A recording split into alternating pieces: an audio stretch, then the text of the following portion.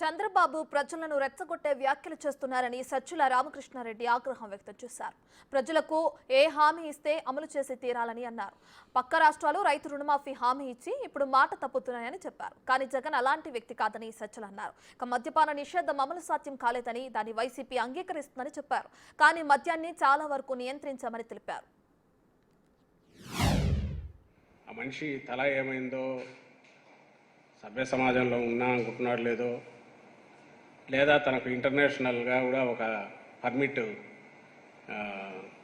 ఇది ఇచ్చారేమో తెలియదు, licence, killer licence ఇచ్చారో తెలియదు. కానీ నేను జగన్మోహన్ రెడ్డి గారిని నిన్ను చంపేస్తే ఏమవుతుంది అని అడుగుతున్నాడు. నేను పబ్లిక్ మీటింగ్లో సెనిల్టీ అనుకోవడానికి లేదు. ఎందుకంటే మొన్న ఆయన ఎక్కడో నిలబడి రాళ్ళు ఒక్కొక్కరు రాయి తీసుకొని కొట్టండి అనగానే సాయంత్రం విజయవాడలో ఓడోడో కొట్టాడు.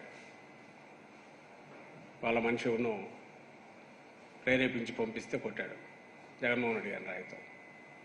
సో ఆయన డెస్పరేషన్లో మాట్లాడుతున్నారా, లేక కోల్డ్ బ్లడెడ్ పర్పెట్రేటర్ లాగా, కుట్రదారులాగా మాట్లాడుతున్నాడా, దాన్ని ఎట్లా చూడాలో నాకు అర్థం కావట్లేదు. మాట్లాడే మాటలు మాత్రం నాయకుడు కాదు, లేదా ఒక శాసనసభ పార్టీ అధ్యక్షుడు కాదు, మామూలు నాయకుడు కాదు, ఒక శాసనసభ్యుడు కాదు, ఒక కౌన్సిలర్ స్థాయి కాదు, సభ్య సమాజంలో ఉండదగ్గ వ్యక్తిగా అయితే ఆయన కనపడట్లేదు.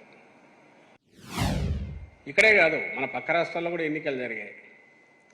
ఆ రోజు అనౌన్స్ చేసిన దానికి నిన్న ఒక పక్క ముఖ్యమంత్రి, పేర్లు అనవసరం, ఎక్కడో అంటున్నాడు ఈసారి గ్యారంటీ ఆగస్టులోగా నేను పూర్తి చేసేస్తాను రుణమాఫీని ఏదో అని అంటున్నాడు. ఎన్నికలు అయిపోయి సుమారుగా అయింది, ఇంతవరకు కాల చేయట్లా.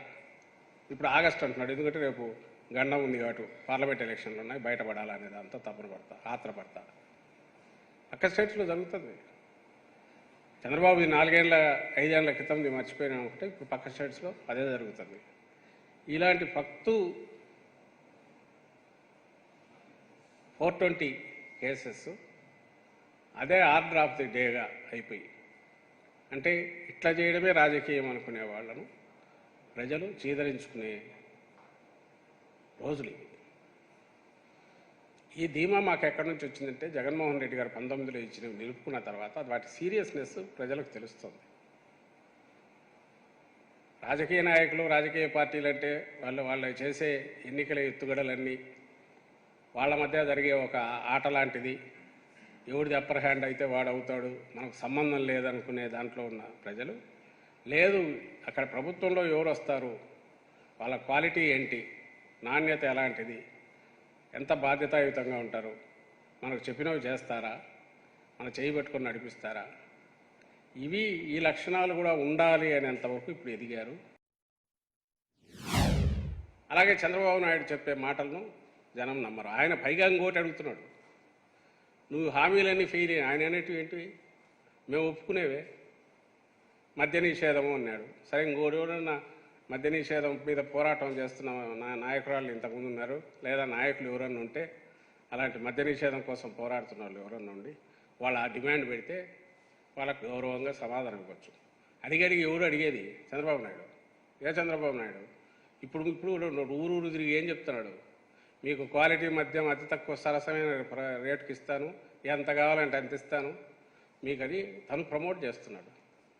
ఇతనికి అర్హత ఉందే అసలు అడిగే హక్కు? మేము హామీ ఇచ్చాము, అది ఎందుకు చేయలేకపోయా కూడా చెప్తున్నాం. కానీ నియంత్రణ దిశగా ఎన్ని అడుగులు వేసామో అందరికీ తెలుసు. బెల్ట్ షాపులు అనేవి పూర్తి తీసేయించాం. అండ్ మద్యం షాపులు 40% పైన తగ్గాయి. అంతకుముందుతో పోలిస్తే 40% పైగా నంబర్ ఆఫ్ ఈ షాప్స్ తగ్గాయి. అది కూడా లిక్కర్ సిండికేట్ చేతిలో ఉంటే అది అక్రమాలు, అవినీతికి ఆస్కారం ఉంటుంది కాబట్టి గవర్నమెంట్ దీంట్లోనే పెట్టి అది పెట్టాం. చేయగలిగి చేస్తున్నాం. అందుకే ఇది చేయలేకపోయాము, ఓపెన్గా ఒప్పుకుంటున్నాం. నువ్వు చెప్పు.